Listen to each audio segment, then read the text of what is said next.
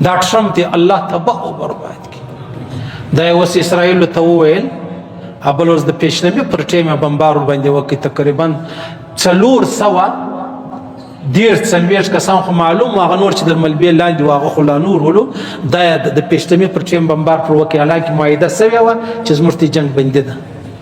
ولې دا یم بدماش دی اسرائیل هم بدماش دی زموږ بندیان رایله کړه زما د 80,000 کسان را مړه کړلو لا هم ستا زړه نه خونې کېږي. الله پاک دې هدایت ورته وکړي کنی دا دې خلکو دپاره د الله پاک په دربار کې زما په خیال سره هدایت نشته. الله پاک دې هغه جهنم ورنصیب کړي چې ابو جهل و شداد و نمرود و قارون فرعون چیرې پراته دي. عاجزانو په خدای دې مې قسم په دې نه خلاصېږو چې موږ کور ته بېغمه ناست یو زموږ یې په څه که دا اور زما او ستا کور لره نه راورسېدی دغه روزه دا 25 دا ختم یې نقش عاجزانو ورسره وګورئ شل واره هجرتونه وکړئ واره په دې ګلۍ کې پراته بمبار اوسه بلې ګلۍ لره بیا بلې محلې لره اوبه مو ورکوه خوراک مو ورکوه دوا مو ورکوه. دا ظالمان و موږ ته ټول یو دي. په دې دنیا کې 2 کسان ډېر لوی مجرمان دي یو کافران یو د مسلمانانو سربراهان. هیڅ هم نه ورته وایي د خپل بچاو دپاره دلته دا زموږ بچان ټوکړې ټوکړې کړلو که زه پر دې سترګې پټې کړم الله پاک ما نه پرېږدي.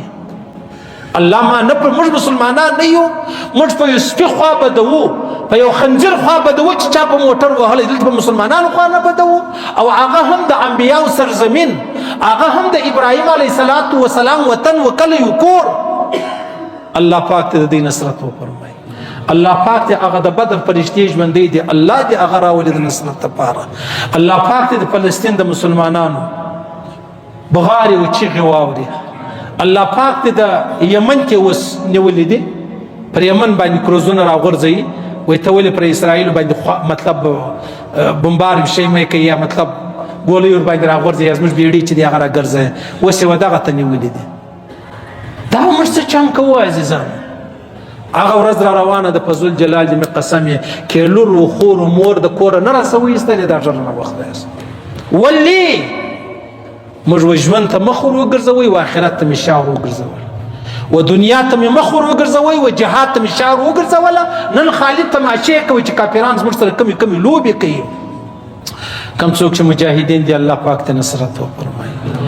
الله پاک ته په هر حال کې د دې نصرت او مدد وفرمایي. الله پاک ته څوک بیماران دي الله دې شفای کامله او نصیب کړي. څوک په هسپتالو کې بیماران دي الله دې شفای کامله او نصیب کړي. څوک مسافر دي الله پاک ته په خیر خپل کورو ته راورسوي. څوک قرضداران دي الله دې د قرضو خلاص کړي. څوک بې روزګاره دي الله پاک دې حلال روزګارونه نصیب کړي. د چا د حلال نکاح ترتیب نه برابرېږي نه د زوی نه د بچی الله دې د حلال نکاح ترتیب برابر کړي.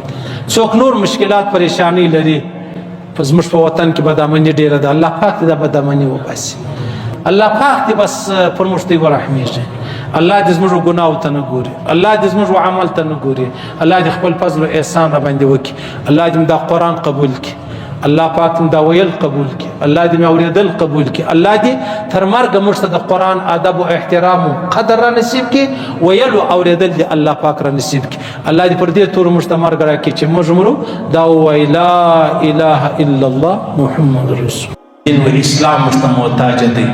دین و اسلام نه فرعون ته محتاج نه ابو جهل ته محتاج نه د ابو جهل د فرعون و زامنو ته محتاج دی.